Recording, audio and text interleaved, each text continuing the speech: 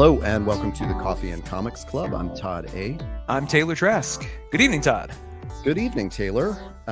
We are recording in the evening, so that first segment that we talk about our coffee, I always wonder if you're actually drinking this late. Not drinking coffee. I am, however, drinking, because this is like another Coffee and Comics After Hours episode. Yep. I should have like the Mad Men, like martini music playing in the background.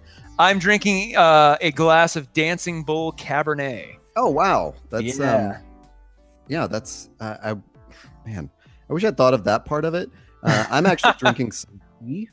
I'm drinking some throat comfort tea with lemon and honey. Hey, nothing wrong with that. Yeah. So we are, we should just jump right into it. I mean, why intro this anymore, right? Let's do, and we're recording this late on a Tuesday evening, for a variety of reasons, but that's okay. I have a book pick this week I'm very excited about, and it is, I've sort of laid out the next couple weeks of books, and I'm actually pretty excited about everything. It's a lot of books I've sort of been sitting on, waiting for the right time, and I think that's now. This week, I have a trade paperback that combines a love of New York City, mathematicians, the butterfly effect, and chaos theory. Oh, boy. And no, it is not Ian Malcolm Goes to New York. It could be. I would read the shit out of. I think a lot of people would. Trademark Todd and Taylor for that little idea. We won't call it Ian Malcolm. We'll have like a very Ian Malcolm-esque kind of character who talks like Jeff Goldblum. It's Malcolm Ian. Malcolm Ian, yeah. Exactly. No, it's not that. It is a book called Strange Attractors. Nice. And published by Boom, which I want to specifically call that out. We've done, if you're a listener of the show, we've done quite a few Image titles. I think it's no secret that you and I are both in the bag for Image. And with good reason. However, recently in the last year or two, I have really discovered a love of Boom. Boom has done some really freaking cool stuff lately, and especially titles and indie titles that are very Image-esque, but sort of fit the vibe and style of Boom in an interesting way. The one thing Boom does really well is the single issues tend to have a really graphic design kind of feel and are really hyper collectible. Another series I'll talk about later on and in future episodes is very much this way. But Strange Attractors, the single issues are definitely worth collecting. Those covers are great. Written by Charles Soule, I believe that's how you pronounce his name, or Soule, who's written on Letter 44 and Daredevil, if you know those titles. Art by Greg Scott, who did The Black Hood, and also art by Sue Lee, who does a companion short story that follows along in the same universe. And the trade paperback was released in 2013. So not too long ago, but it's been a while since I think this ended. And it was definitely a limited series. It was a start and an end, and rightfully so. There's really no reason to keep this book going. So if you're looking for those sort of really nice, weekend reads that will give you a lot of bang for your buck, and you'll be, over and done with in an afternoon or a sitting, this is definitely for you.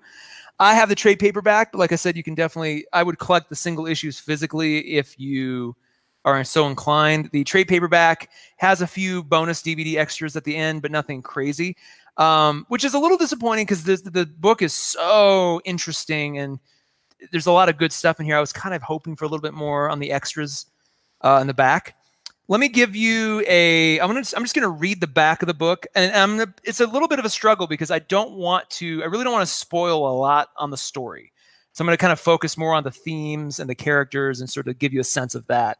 But the back of the book says, Dr. Spencer Brownfield, an elderly, disgraced former professor, believes that for 30 years, he has been the sole person standing between New York City and complete cataclysmic collapse via his adjustments.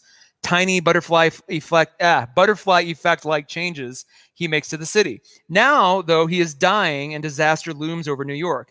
Enter Heller Wilson, a brilliant mathematics student who discovers the theories of his ailing, perhaps insane genius professor. Can Wilson take what little he's learned and save the city in time? So there's three primary characters. There's Dr. Brownfield, the original guy, his student, Heller Wilson, or just I'll call him Wilson. And then New York City is also a really strong character in all this. The location definitely is a huge component to this. The premise, I'll try to do the premise in a general way. The premise is that with enough math and understanding of social psychology, one person can keep a city going by using a variant of chaos theory and the butterfly effect. So this professor, if he makes small little adjustments, they all kind of coalesce together to keeping the city on track.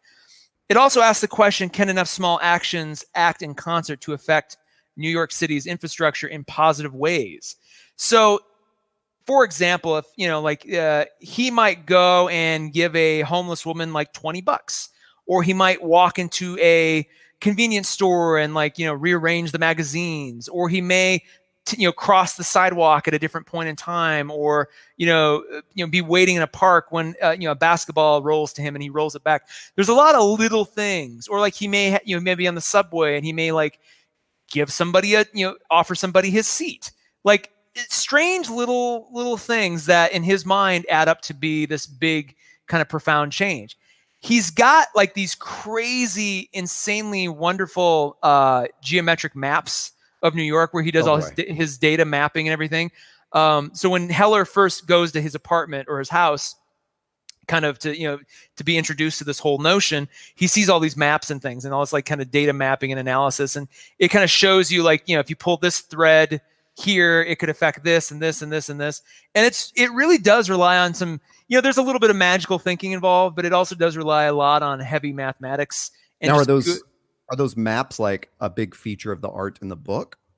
Yeah. I mean, the covers, if you look at the covers, the white covers will have some of that represented as well. So you get to see the Bronx and Queens, and it's got maps and things, but it threads through, but it's not crazy intrusive. They'll keep going back to his house, and he'll have either on the computer or on the wall. He actually has this journal the professor does that's got these crazy, I'm looking at one right now, just these wonderful mathematical models with a lot of formulas and geometry, and kind of just showing X equals Y. And it's that causal, kind of the causal loop is represented a lot. So he goes, the main professor goes to a lot of effort to sort of convince Heller that this is working. If I do this, this will help. They mentioned that the 2008 financial crisis was largely because he wasn't able to make enough of these decisions to avert that. So it's and there's also kind of the companion story. There's a short story that goes alongside this that actually shows Dr. Brownstein. Is it Dr. Brownstein? I think Brownfield. Okay. Brownfield shows Dr. Brownfield earlier on in his career, and he actually works with somebody else, and it shows kind of in a pretty fast clip what can happen. A very successful business person might be homeless as a result of some of these changes. You'd never know quite, the knock-on effect and the cause and effect of different decisions. And just the butterfly effect and chaos theory are really well treated throughout this whole thing. So this is the first time the butterfly effect, when people kind of lazily describe it, they're like, butterfly flaps its wings and a hurricane can hit Florida. I've never bought into that. I think there's a lot of really good, logical, sound rationale for why that explanation of the butterfly effect is utter dog shit. The way they approach it here, though, makes way more sense, where you can kind of see very specific things. And it's not random. He doesn't just walk outside his house and go, I'm going to go buy an ice cream cone and that's going to affect the city. He has very specific things that he knows. If I do this here on this day at this time, this could change 10 other decisions across the city that day that might end up affecting this thing. And just in general, how the happiness of the people of New York, or the confidence of a business person that day might be affected by this or this. So it's really cool to kind of see that play out. The narrative structure of this resembles a thriller. And, where I think the way it's the best described is where a well-meaning hero keeps getting dragged deeper and deeper into a conspiracy until he finally saves the day.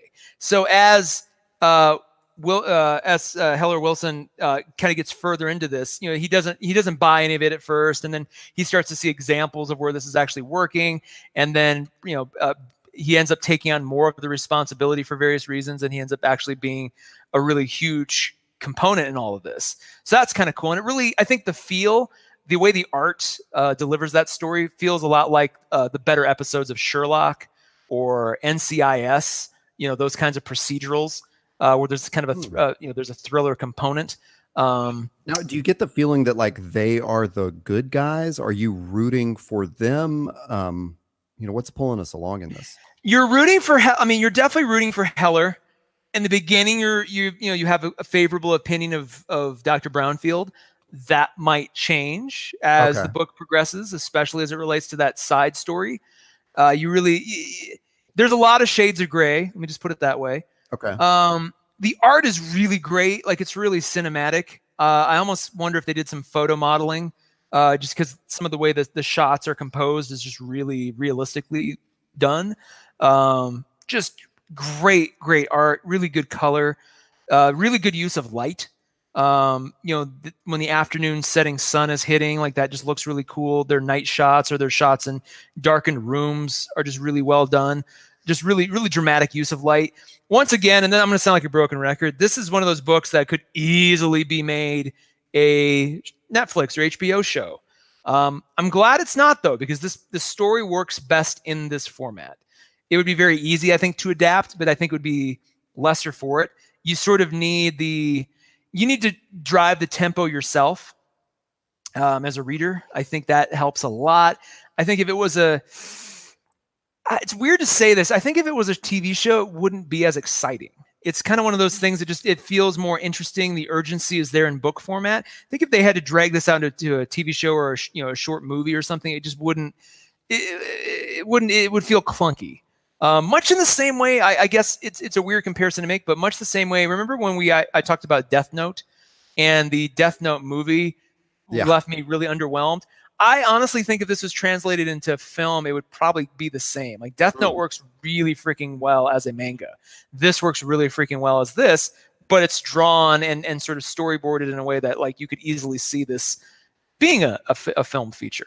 Now, you mentioned, and maybe this is just also from what I've clicked around on the web, it's very located to New York. Like you mentioned on the covers of you see maps of the Bronx or Queens or something.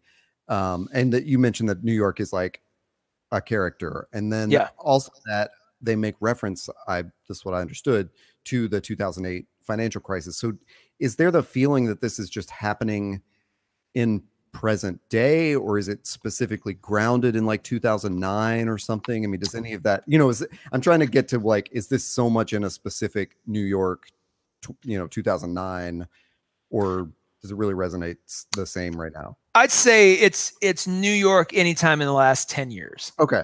I don't know. I forget if they mention the 99% rallies. I don't think they do. I mean, maybe they're mentioned because you think that an event like that would have been talked about. So I feel like this was written, I think, right when that was happening. So I don't know how much he acknowledges it, if at all. But yeah, this is definitely a New York from the past 10 years. Like, it's not the 80s. It's not like some future version of it.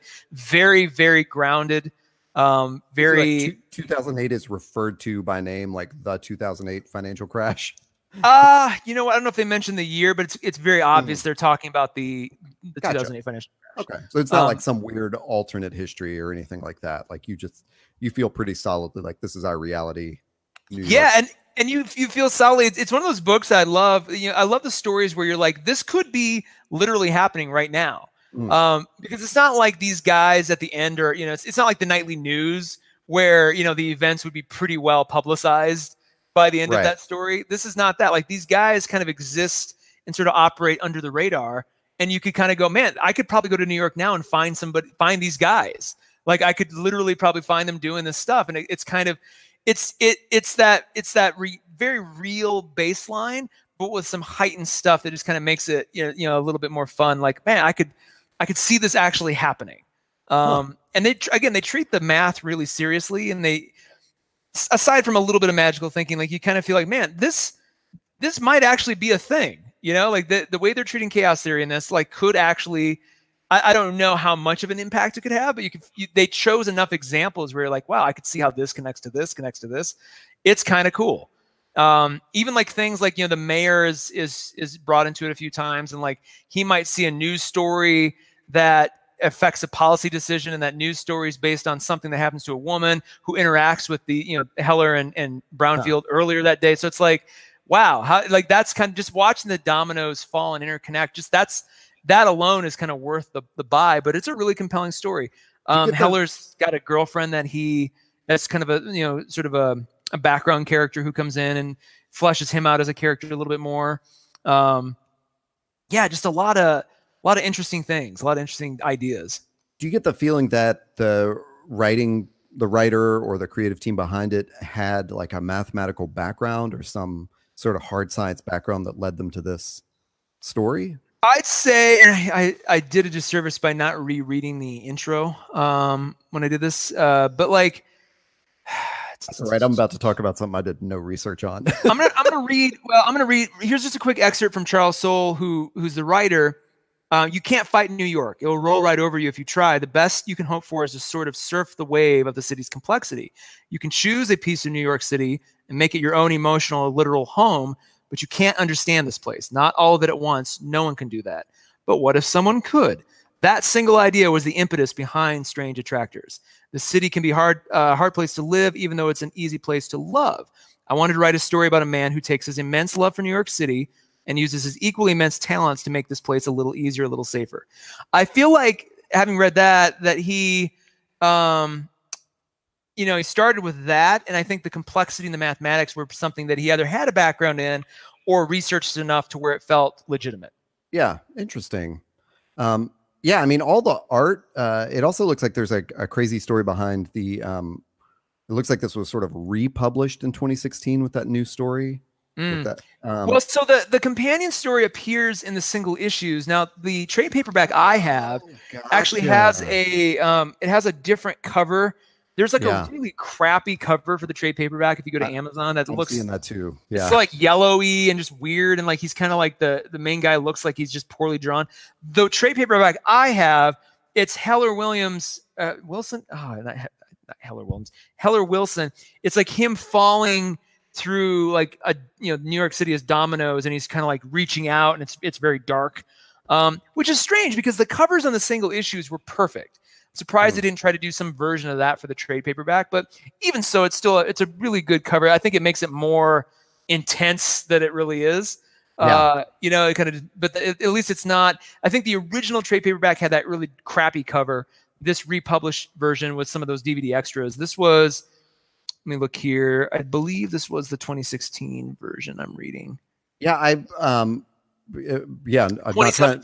Like I say all the time, I do little research when I on these books for a good reason that I guess I'll talk about when we get to the book I picked. But so I'm not trying to play gotcha with you. It just looks like from what I clicked on, it looks like that he originally published it as a graphic novel, and then they split it into single issues. Oh wow, that is news to me. Yeah, that backstory stuff, and then compiled it into like a new. So that's fascinating because as I discovered as single issues, and it works incredibly well as single issues.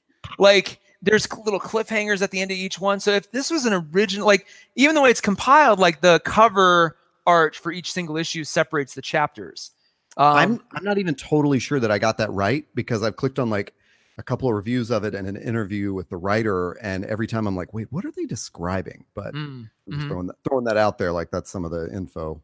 But this is just a wonderful little puzzle box of a book. It's heightened reality. I tend to not really dig graphic novels or comics that are just pure reality. Like there's a lot of those like noir detective stories that are just completely like incredibly grounded. I've never been into those. So there's a grounded realism, but then it has this sort of heightened thing going on that I really, I dig that kind of a story.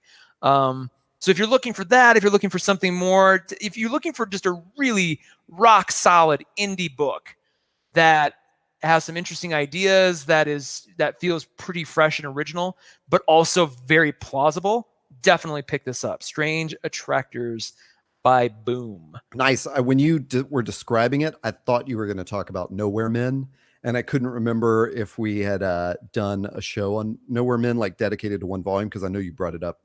Not yet. Yeah. No. And the other, I'll tell you this, the other book, it kind of like thematically kind of reminds me of, if we're talking about baseline real books with like sort of a heightened thing, They're Not Like Us. Yeah. Fits this too, because They're Not Like Us could very similar. Like it could very well, that could be happening now. It's basically the most grounded freaking version of the X-Men I've ever read. But they don't, nobody's running around like with costumes on, nobody's flying or like demonstrating some giant feat of magic or power. Like it's very grounded, but it's heightened, and it's got that, they know it's a very delicate dance that they know how to play. And these guys definitely crafted that well too. But one more time, just one more little plug. The art definitely, and I'm picky about my art, as you well know. And this, I really dug the art on this. Like even the way they draw, like the way they draw Dr. Brownfield, like as he ages, and just kind of the way his hair is, his hair on his face, just like they must have had a photo reference for him, because it looks really believable. That actually, when I brought up that thing about the years of publishing, the reason it was confusing was because I was looking at this page of art, and that old graphic novel cover that you referenced that's on Amazon definitely looks like out of place compared to the interior art. And I was sort of wondering, like, did they actually update art when they republished this? But it looks great. And for curious listeners, you talked about They're Not Like Us in episode number 63. I'm going to talk about something that comes out of a discussion we had in episode number 67, but I didn't want to cut you off if you had any more to plug in that. I'm good. And this great little book, definitely. I'll end with this. If you ever try to figure out, like, what is Taylor into? What best defines your style of indie comic? This is a really great example. Like, this is something that, if Amazon had a filter perfectly calibrated to my tastes and this popped up, like I would instantly buy it without, sight unseen, because it really does. The more I got into it, I'm like, oh, this is clearly. It was one of those things where I bought issues 1 and 2 because the covers look cool and the premise seemed neat. Went home, loved those, went back to the store the same day and bought all the rest of them. Oh, nice. Yeah. So all physical copies then? All physical copies, which I still have, but I wanted the trade as well. Yeah. Because I just wanted that on my shelf, so the physical copies could just kind of stay in archive. But yeah, the trade is, I would definitely, it's cinematic enough where I'm sure it would be really fun on Comixology or digital if you're looking at one panel at a time. I think that would be great. But there's some of the page turns are really fun. Like they sort of, some of their their big reveals and things work really well when you turn the page physically. And you're not really spoiled a lot. They don't they don't put a major scene, on the same page that you're looking at. They did a really great job with the page design and the setups. So I think the physical is just as legit. Cool. I wanted to add, I'm glad you did something from Boom. I don't know that I plugged it last week, but Lumberjanes is another Boom title. So is it? Oh, great. It's cool that we're branching out. Yeah. Well, like Image, obviously, but Boom and IDW are two publishers that I'm, and honestly, is it Honey Pony? Oh God. Oni Press. Oni Press, yeah. Yeah, based in Portland. I'm going to probably talk about an Oni book or two in the future as well. I think those are the three. I think of those three, Boom is definitely the one giving Image a run for its money on the indie side. There's a lot of, I think I've seen a lot of creators who would have gone to Image now going to Boom with some of the projects. So it's interesting to see how that's going to play out. Well, I have not picked Image or Boom. I've gone right to the big two and chosen a DC title. I read Batman Volume 5, which is called The Rules of Engagement. As I mentioned, this came up in episode number 67 that we talked about, where we talked about the Vision with our friend Drew. And Drew is a huge fan of Tom King, the writer, and he mentioned, Tom King's been on this run of Batman since the Rebirth or whatever, and he's just been crushing it. So I thought I should figure that out and start reading some Tom King Batman. So I just grabbed this volume. I don't know that I based it on anything other than the cover, possibly. I'm looking at the cover right now as you say that. So I didn't know exactly what stories were in it, but I think I knew when I bought it that the Batman Catwoman wedding was ahead of us this summer, and that maybe this was the most recent volume leading into that. And I thought, okay, at least that will sort of catch me up to where, you know, I could pick up single issues and right, you know, kind of figure out the wedding, whatever. So the cover, as you've discovered, definitely it depicts Batman in that bat soup look where he's out in the desert in the duster and he's got the goggles on and stuff. On a horse, astride a rearing horse. Yes. And it's this is very much like a lead up to the wedding in all senses. So the first long story, the rules of engagement story, that's I think it's, you know, I was about to say it's 3 issues in here, but I really think it's only 2 issues. Is Batman and Catwoman are going across the desert to this like secret city. I think it's called Kadim. And it's very much like the desert adventure story. You know, it's Indiana Jones or like Tomb Raider or something where it's just like a vast desert. They meet a guy at this one city that's, you know, Nightwing has told them he's the best guide. So then he guides them to the city, even though he doesn't want to take them to that city. And then there's this just giant man that's very powerful that is guarding the gates of this. And the Justice League has put that man there to stop anyone who would come, whether they're a hero or a villain. There's a, you know, great scene of like Catwoman saying like, you know, let me give this a try, you know, and then off screen beating that guy up. So you don't get to see it. Very cinematic, like it plays into a lot of like cliches, the banter between the two of them. And it turns out that they are, now there's probably some prelude to this that would have been helpful for me to know, but like I said, I didn't do any research on that. And I guess I should mention why I don't do research on that is because I realized today when I was thinking of this book, and often like in many of our podcasts, I'll say, I didn't dig too much into this.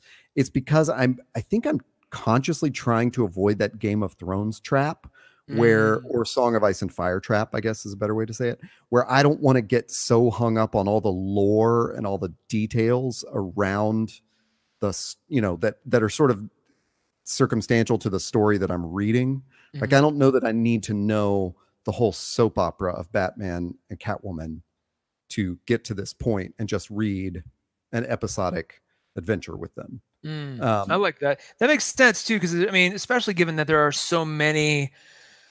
I mean, good Lord, just even in Rebirth, there's a lot of Batman, Catwoman stories, but then it's like, I mean, do you go back and read all of them for the past 20 years? Like, what's canon, what's not, what matter? Like, it's almost so overwhelming that I like your approach because it's just like, well, I'm not going to even worry about all that. I'm just going to jump in right here and see what. And definitely, like that was an unconscious approach. You know, I still haven't necessarily been able to.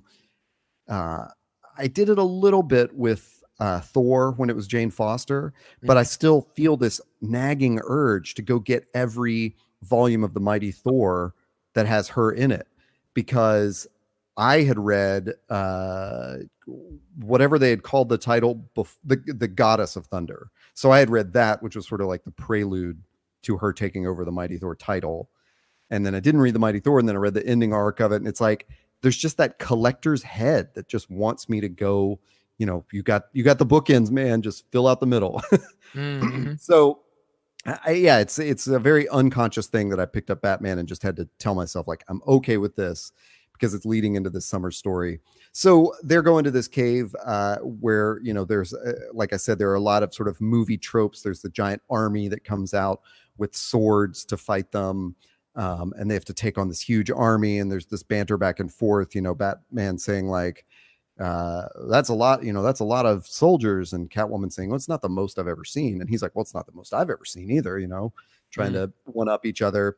Then it turns out that Talia Al Ghul is in this cave, like this is her city or whatever.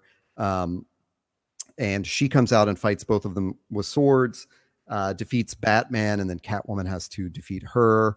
But they're all like, they're there to get this character whose relationship to Catwoman I have never been sure of. And I keep wanting to call her Holly Robinson. even though that is one of the stars of the original 21 Jump Street. But there's a deep cut. But I really think that is I really think that's her name. But she why is she being held here? Damn it. I'm flipping through to try to find her while name. You're doing anyway. that, let me ask you, checking that, let me ask you this. I have been perusing just some page samples. A lot of this looks like a Western. Is there a trope there thematically? Does that make sense, or is that purely just coincidence? I mean, no, I think it's played into a little bit, but I think it's more of just because they're in that desert environment, and it feels much more like an Indiana Jones, like a trip to an exotic sort of temple. Anyway, they've gone to bring Holly back. I guess this was, like I said, this must be the resolution to some arc that I'm not aware of. But in the meantime, there are these flashbacks to Alfred and what seems like, I don't know what the plural noun for this would be, but a plethora of Robins, like a murder of Robins or something. Like every person who's ever been a Robin, except the interesting ones are there. And it's really annoying. I mean, it's sort of a funny scene. By interesting ones, you mean like Carrie Kelly and all that stuff? I mean, Carrie Kelly. Yeah. Like, there's one that I thought was, but like Dick, Damien. It's Dick, Damien. I think, Damien there. Yeah, he is. Maybe Jason. I don't know. Is Jason dead still? I have no idea. What is his relationship with Talia? If Talia comes out, beating Batman down, like where's Damien fit into all that? Oh, that's his mom. No, I know, but like, is he there? Does he witness that? Does he? So there. Play him against each side. There's a story in the desert, and then there's a flashback to like Dick and Damien and these other two Robins, and Alfred telling them that Master Wayne has proposed to Selina. Oh, okay. Telling them where they went. And so Damien and Dick, I think it's Dick, they all look the same. They go to the desert and like they end up waiting there, and Superman's there because he has come to extract Batman, but then he realizes like, well, I don't know, whatever, it's that part of it is all sort of, yeah, you're just flipping through. Like, that's great. Just action movie kind of story. It doesn't matter if it totally makes sense to me. But there's this undercurrent of like Damien wondering if his dad, Batman, is truly happy, so it's not deep, like super deep or anything, but it does give the story this kind of emotional pull of like why he would go around the world to try to help out his dad and Catwoman when they're fighting his mom. They don't actually engage at all. They end up just sitting on the steps of this city and waiting for Batman and Catwoman to come out. Okay. And there's this feeling that like they've got whatever they came for, and they've sort of, gone through this trial that where Batman had to, face his ex Talia and, sort of perform this feat of strength. And I mean, that was it. It just felt that sort of mythological thing of like, we've decided to marry, and now we have this arbitrary trial that we have to go through, and defeat our enemy so that we can prevail and be together. I like that. I mean, it's almost like it sounds like they started with that concept and then just wrote a story around it, because it's a very Grant Morrison way of approaching things. Actually, you saying that just made more sense of it than the way I was thinking of it. But yeah, I think that could be the case. Is because I like when I went back and revisited the book today, I found myself not really caring about those details, like I said, of like what came before or how Holly really fit into this. Like, I know from reading the wedding issue now that Holly plays a role in that. So maybe this was prefaced in earlier volumes where Selina really wanted Holly to be there or something, and they had to go get her out of this prison or whatever it was. But I just found myself not really caring about those details. It's like I said, like an Indiana Jones movie or something. Can I ask a really embarrassing question? Of course. In this story, but also spoilers in the wedding story. Yeah. Is it Bruce and Selina getting married, or are they in like full costume and cowl, like tying the knot? Like, they are. That's a great question, actually. They are Bruce and Selina. They are in street clothes, or like, wedding clothes, like tuxedo and wedding dress. But there there is some funny thing of like, it's not public. It is not a huge, big wedding. Okay. It's a private ceremony where each of them just invites one witness. So Holly's there, Alfred's there. I don't even know that like Damien's there.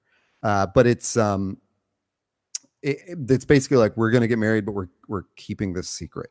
Okay. So it's not like one of those like ridiculous things where they're in costume and like every hero has come to see their wedding also in costume. And it's like, oh God, like when they first announced it, sadly, I have not caught up on any of the Rebirth Batman at all. So I'm kind of just in the dark watching what I see on comicbook.com or something.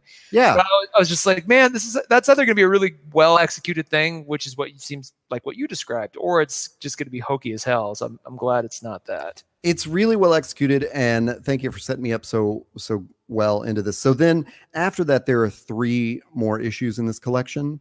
And 2 of them are a story that Drew mentioned in that episode we did with him about Vision. I think he mentioned it in the episode when we talked about Tom King, and he said, "Oh, there's this like, he does human things with Batman." Like, and he told the story of, in a recent issue, Batman and Superman went on a double date with Lois and Selena, but it was like Lois and Selena are meeting for the first time, and they go to this county fair. So there's one issue in here where it's 2 conversations happening, one between Lois and Superman and one between Selena and Bruce.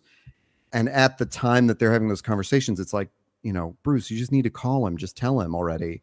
And Bruce is beating up a bad guy, like, while she's telling him that. And then it's Lois telling Superman the same thing, like, yeah, he's your oldest friend, he's Bruce. And meanwhile, Superman's flying around the planet to save it from some, atomic man or something. And so it's the women sort of pressuring them to get on the same page and let each other know what's happening with this wedding and whatever. And then the next issue is that double date where they go to a carnival and everyone's in costume. So they quickly change into their costumes, but they switch them out so no one will recognize them, which doesn't make any sense. So it's like Lois is dressed in Catwoman's outfit. Catwoman's dressed in Lois's street clothes. Bruce is in the Superman outfit.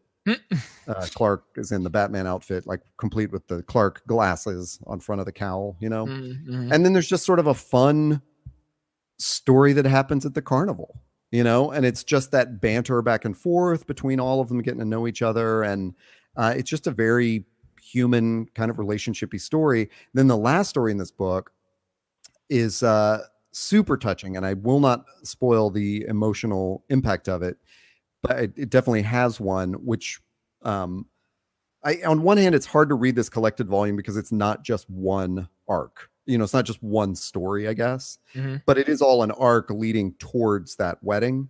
And so the last story in this book is this just sort of the emotional story of when Batman and Catwoman first met, and sort of this retelling of it and how their relationship started on this very flirty but antagonistic, footing. And then there's sort of a middle period story from it. And then there's like a late period story from it that happens after the wedding, or at least like after, the relationship is official. And it's just like that sort of brings it home. And the reason I bring this up after what you asked about the wedding story is that you can tell that Tom King and I'm sure the artists that worked on this as well are like just lovers of the Batman myth itself and the Batman Catwoman relationship. Like it's just, when they first meet and she's in the original costume, and then there's, it's the old Batmobile is in it, even there's like a reference to the giant penny that used to be in the Bat Cave. And it's just very touching, like that it, references, I guess it's not like references like Easter eggs, but just the fact that it sort of ties this whole history together. Well, let me ask you this, because and do you see a lot of parallel in the writing style of Tom King here versus Vision? Because it seems like he did some of that in Vision too, like where they flash back to Vision and Wanda's relationship. Like there seemed to be some reverence kind of towards that mythology. I hadn't thought about that, but definitely now that you mention it, because Vision was just a character that's sort of, I mean, largely unknown to me, you know. But you're right. There were those emotional cues back to the white costume Vision and the the relationship with Wanda, and I guess it's a similar way to tell a story, but it's this one you think has a happy ending because it's Batman and Catwoman getting together, and that Vision one was really this dystopian vision of or version of like the Vision's life as like this terrible replica of humanity and the tragedy that comes along with that. So and in the wedding issue specifically, which is not in this collection, but if you wanted to go out and read that, there are just so many old references and old costumes. They do this really cool thing where there are all these big splash pages to tell the story in sort of voiceover, and they got a different artist and inker pair for each of those splash pages. So you're getting different art styles throughout. And a lot of them are artists that have worked on the books before. There's like Jim Lee's in there and Amanda Connor's in there. And just everybody, I think Raphael Albuquerque's in there as well. And so it's this cool thing of like, you're seeing all these different styles of art that are depicting different time periods in the Batman Catwoman relationship. That's all in the wedding issue. So it's just very, lovingly, like respectfully rendered. It's not a white knight thing where we're going to, we're going to take, not that that's not respectful, but that was definitely a thing of like, I'm going to take this part of the world, and sort of change it, so it's been cool to read these Tom King books. I don't know that I feel that same collection instinct or collector's instinct where I want to go back and grab volumes 1, 2, 3, and 4, but I'm pretty confident that if I wanted to just read a cool Batman story, I could grab one of those and understand it. It's not like Batman reboots in the past where I just can't pick it up. Once if you miss the start of it, you can't figure out where you are. Yeah, or it too much has passed since then, where it doesn't feel like it's even worth going back to. Real quick, I want to shout out the illustrators. There's Joelle Jones, Clay Mann, Lee Weeks, and then Amazon also throws Michael Lark on the illustrator list too. So a diverse lineup. Do you, I guess, as it goes from issue to issue, do you see, is each issue a different person? How did they divvy up that work? I'm most familiar with Joelle Jones, and she is actually writing and illustrating Catwoman now. So with Batman number 50, where the wedding takes place, they followed that up with a new Catwoman solo series. And Joelle, and also I believe it's edited by Jamie. What's his name? Sorry, Jamie. Shoot. Look up that editor.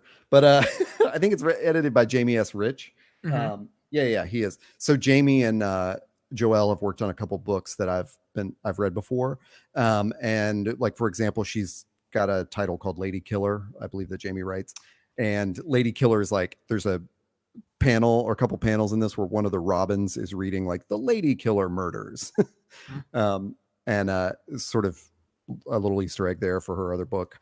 But she does those first issues in the desert, like the very actiony pieces. And I love her art. And the others were excellent as well. I just was unfamiliar with them. And it on one hand provided a nice break because it's like, okay, we're out of the wilderness part of it and we're going to tell the fun double date stories and then the emotional callback to when they first met story. So it was nice that the art was different for all of those issues.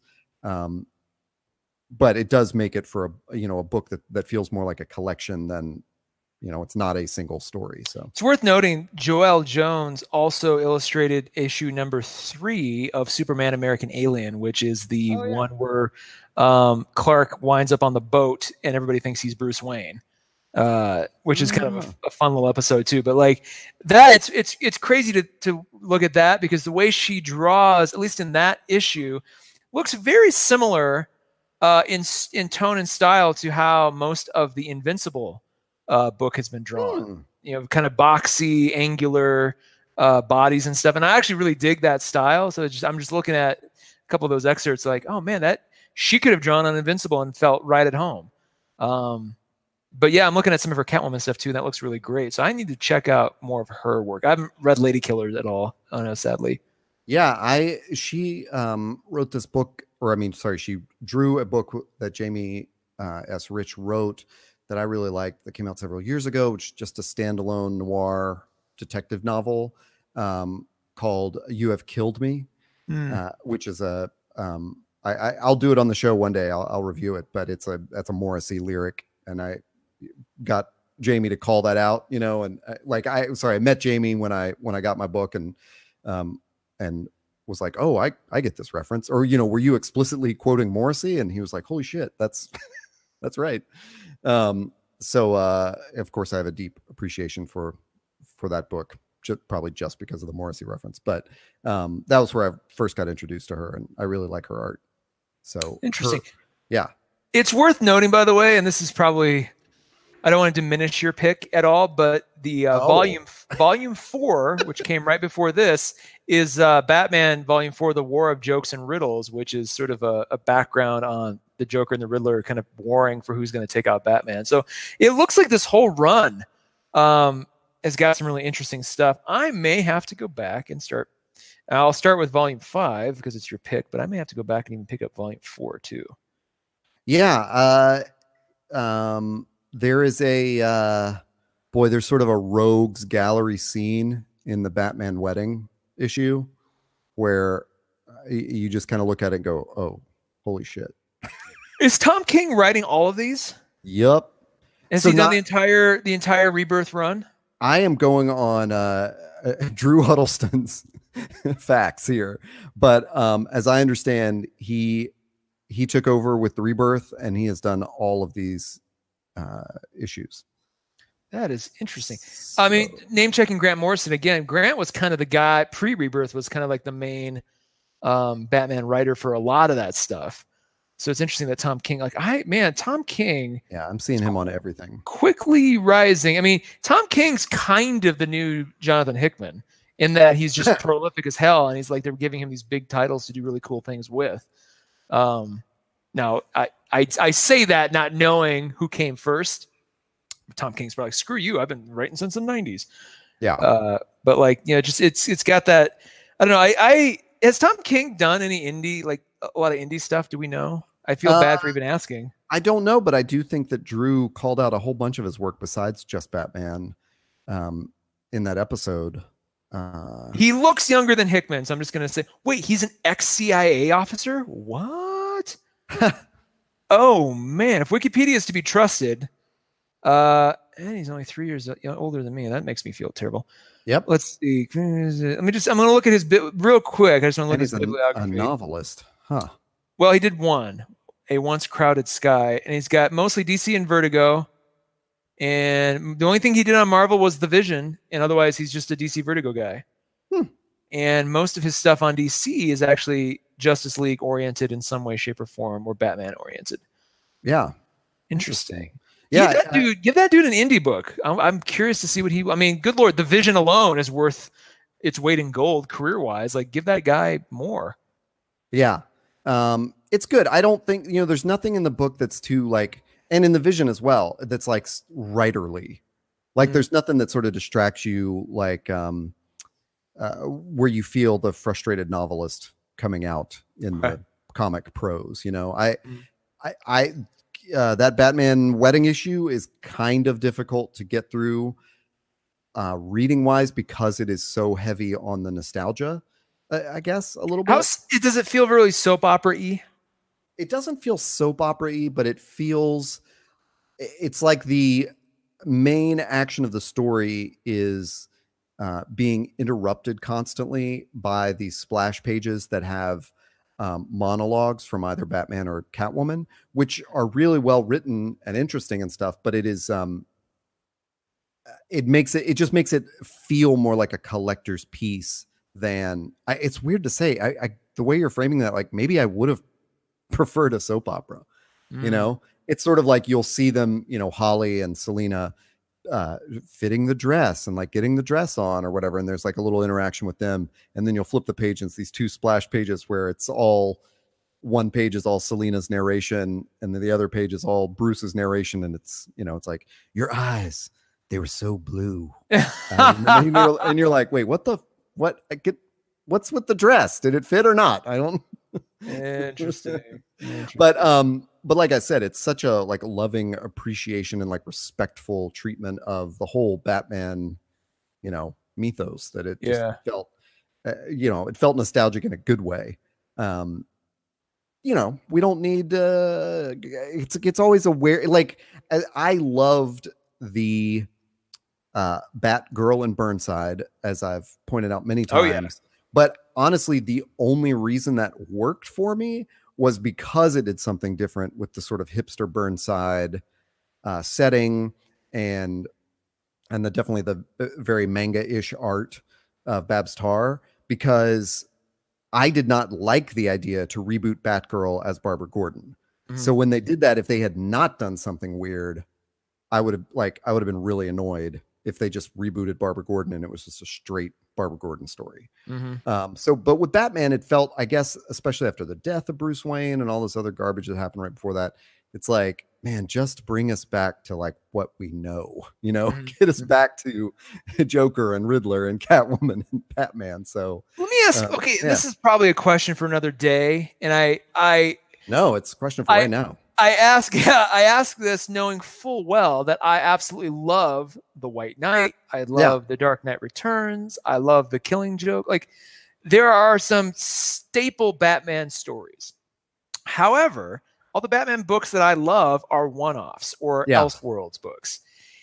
How much longer do you think we can get more series runs of Batman books now, considering all the history we've had? And just like all that, I mean, like they've kind of done, I mean, at this juncture, especially with him marrying Catwoman, like, is there anything else they could even do in a regular series run? I think that, you know, they'll keep going forever. This is one of the things DC screwed up with all their reboots in the past 15 years or whatever. Like, I just, at this point, hate that they've rebooted 3 times or whatever recently, because otherwise we would be at like a Batman issue 900 or 1000 or whatever. Like, I think Action Comics just went to 1000. But they kept renumbering it. That's why we're only on Batman 50 right now for the wedding. But, you know, I mean, he was married to Catwoman before, like in the 80s. Oh, okay. And their daughter was Huntress.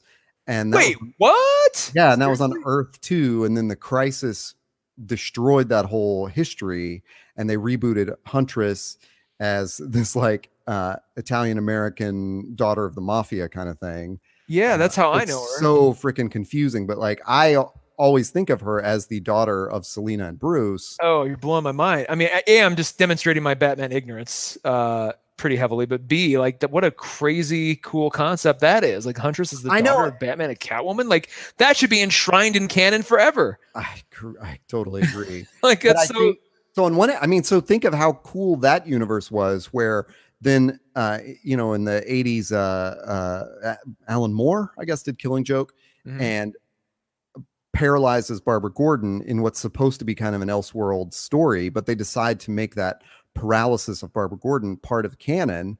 So in that, I don't know that was Earth 2 or Earth 1 or Earth 16 or whatever, but if they were happening in the same world, we're in a world where Batman and Catwoman are married secretly.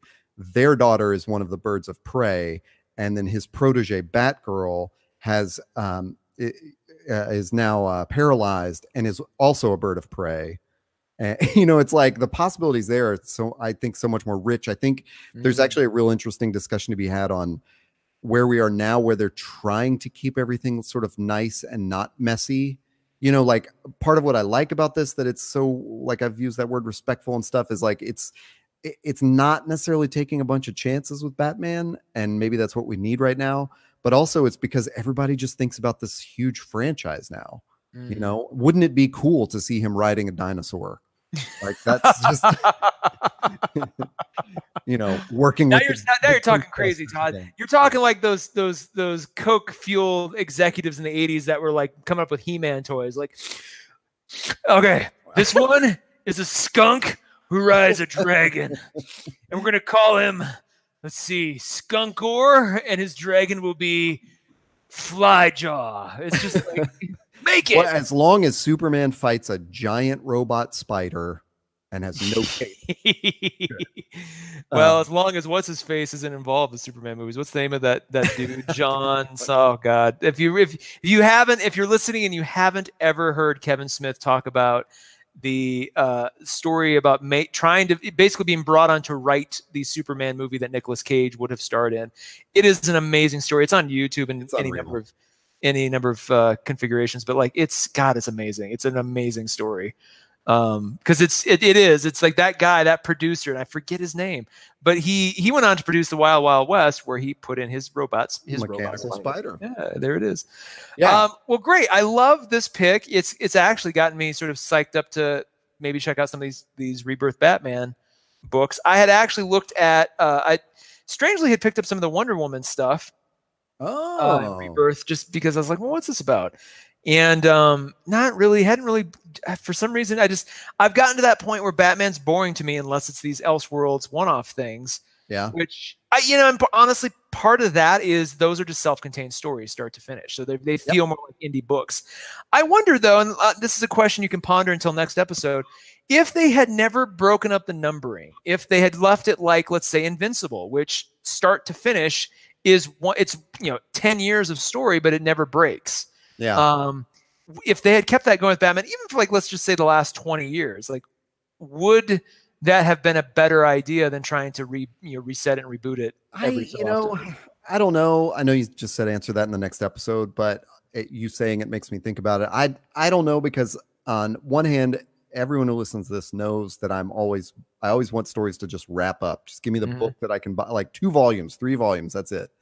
But there is something really charming and appealing to like, if I think of all the New 52 books and then Rebirth books, and if that were all one continuous line of Batman stories, I would now later at this point, when we're arriving at this point where it's, the character is marrying Catwoman, I would think that is so cool that we went through the story of Bruce Wayne dying. I can't remember what he did, if he went to another dimension or something. And then Dick Grayson becoming Batman and taking on Damian as Robin, because in the New 52, they did this short run of the death of Bruce Wayne. And at the same time, they were running a series called Batman and Robin, which is where they introduced Damian. And it's like, man, if that were all just one title and all that crazy shit was happening, it would be so bonkers to go back and read all those volumes, but now we're just in this. I've noticed that on Amazon, the way they're treating the volume problem with DC right now is they're calling this volume 5 of 8 in the 2018 series. Oh my God. So that now you have a way to classify on Amazon, like, okay, what is this entire run? And you can click on it and get that whole run. That's way too confusing. Oh, but it is very confusing to say, but it's like Amazon had to figure out a way to explain it. And I wonder if it's based on everyone returning volume 4 of Nightfall or whatever. And they're like, yeah, I need volume 4 next. And then they order it and they're like, what the fuck? This is that's a good point. 30 years old, and it's anyway, it's interesting to ponder what would happen if they hadn't rebooted everything. I guess the other part of the reboot is if they just done away with all titles like Superman, Batman, Wonder Woman. Like if they just said, well, this one is just called, Batman, The Rules of Engagement. And then it's just 6 issues. And you go, oh shit. Yeah. And then there's still a Batman comic after those 6 issues. It's just called Batman, The Wedding, or whatever. Like that would be really cool. That would be really cool. Yeah, you're right. I do. Let's keep that conversation going, because I think that's something that Marvel seems to do a little bit better than DC. Yeah. That I wonder what DC. I mean, Jim Lee's been running that show for a while. It's weird that he wouldn't be more intentional with that. So let's just definitely keep that going. In the meantime, where can folks find this show, Todd? You can find us on Apple Podcast, Google Podcast, Stitcher, and anywhere that great podcasts are found. And you can find all those episodes and all the links to subscribe anywhere at findusthere.org. That's the name of our little podcast network, findusthere.org. And what about? I am by Taylor Trask on Instagram and Twitter. And I am at Hey Todd A on Instagram and that other place. And that other place that we're not as Twittery happy as we once were. Yeah. But regardless, find us there and findusthere.org, and you'll find us next week on another episode of Coffee and Comics Club. Excellent. Talk to you then.